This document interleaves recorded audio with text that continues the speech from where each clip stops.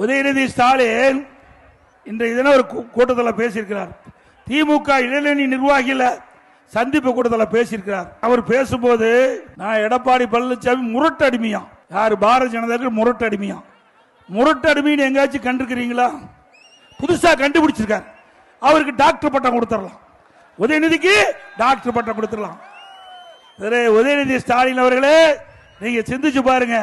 எனக்கு இந்த முரட்டு அடிமை கொடுத்தா உங்க தாத்தாவுக்கு என்னன்னு கொடுக்கிறது?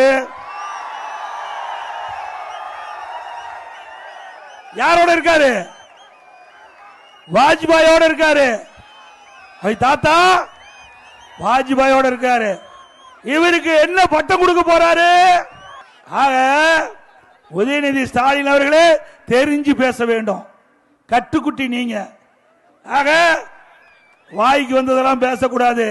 நீங்க கூட்டணி பாரதிய ஜனதா கூட்டணி வச்சா அது நல்ல கட்சி, அண்ணா திமுக கூட்டணி வச்சா மோசமான கட்சி.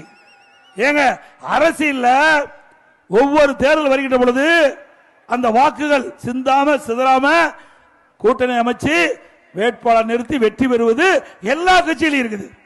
இப்ப அண்ணா திமுக கட்சியில யாரெல்லாம் கூட்டணி வச்சாங்களோ அவைதான் திமுக கட்சியில இப்போ கூட்டணி இருக்கிறாங்க.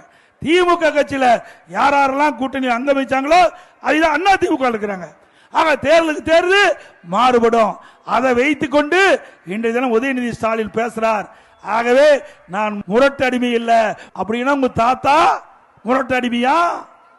ஏன்னா தாத்தா பேச முடியாது, அதனால என்ன குறிப்பிட்டு தாத்தா பேசியிருக்கார்.